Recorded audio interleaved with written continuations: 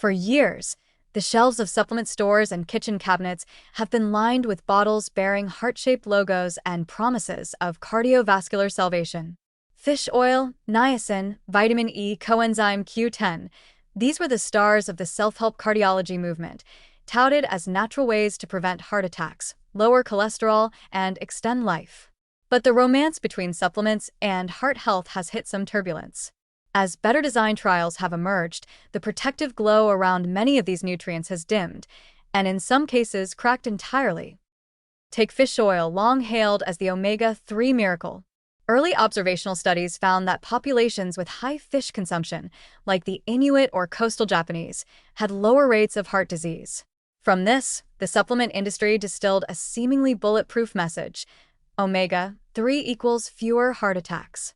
But what started as a dietary insight became a pharmaceutical arms race, with people gulping down grams of EPA and DHA from purified capsules, far removed from the complex matrix of real fish.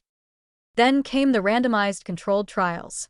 Studies like VITAL and ASCEND, both large, placebo-controlled investigations, found that fish oil supplementation offered no significant protection against major cardiovascular events in the general population. Even more troubling, some trials found a slight increase in atrial fibrillation risk among high-dose fish oil users.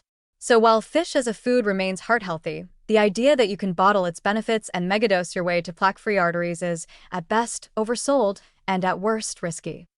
Next up, niacin or vitamin B3. Once the darling of cardiology, niacin was used at high doses to lower LDL cholesterol and raise HDL, often in combination with statins. For a time, it seemed to work. But large-scale trials like ADEM-HI and HBS2, Thrive delivered a harsh reality check. Niacin may improve lipid numbers, but it doesn't reduce cardiovascular events and might actually increase stroke risk. High doses produce toxic metabolites like 4-PY, which can promote vascular inflammation and endothelial dysfunction, undermining the very arteries it's supposed to protect. The flush-free versions? Even worse in some ways, since they skip the warning sign of flushing but still burden the liver with metabolic waste. Let's not forget vitamin E, once celebrated for its antioxidant power and ability to protect cells from oxidative damage. The logic was appealing. If heart disease involves oxidation of LDL, then vitamin E should stop it, right? Unfortunately, reality is not that tidy. Multiple trials, including the HOPE and ATBC studies, found that high-dose vitamin E supplementation provided no cardiovascular benefit and might even increase risk of hemorrhagic stroke. It turns out that antioxidants don't work in isolation the way they do in test tubes, and at high doses, vitamin E may suppress other antioxidant systems and create new imbalances. And while CoQ10 remains popular for statin users experiencing muscle fatigue, and it may offer benefits there, the evidence for its widespread cardiovascular use remains inconclusive. It plays a key role in mitochondrial energy production, yes, but most people aren't CoQ10 deficient to begin with. Trials for heart failure have shown mixed results, and for primary prevention, there's simply not enough robust data to recommend it as a magic bullet. This pattern, hopeful theory, early enthusiasm, disappointing outcomes, isn't new in medicine. What's unique in the supplement world is how resilient the myths remain, even after the evidence collapses beneath them. Part of the problem is how we measure health. People see a cholesterol number improve and assume the supplement is working, even if the ultimate outcomes, heart attacks, strokes, death, don't change. It's health by proxy, not health in practice. The bigger issue is context. Many of these nutrients are beneficial in food, where they appear in balanced, bioavailable forms, surrounded by cofactors and buffering compounds that the body understands. But isolated, concentrated, and taken in pharmacological doses, they behave more like drugs, and drugs, as we know, come with side effects, especially when taken daily, long-term, without medical supervision. It's not that supplements are useless.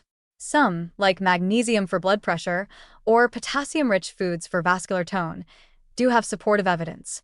But the problem begins when we treat nutrients like insurance policies, safe to take just in case, despite lacking symptoms, deficiency, or a clear therapeutic goal.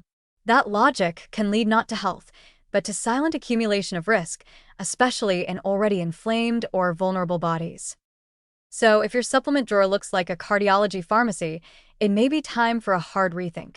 Real cardiovascular protection comes from the unglamorous trio of diet, movement, and stress regulation, not from a cocktail of capsules. And while it's tempting to believe the heart can be shielded by milligrams and promises, the evidence increasingly says otherwise. Fish oil is not a life jacket. Niacin is not a bypass in a bottle. And vitamin E isn't a force field.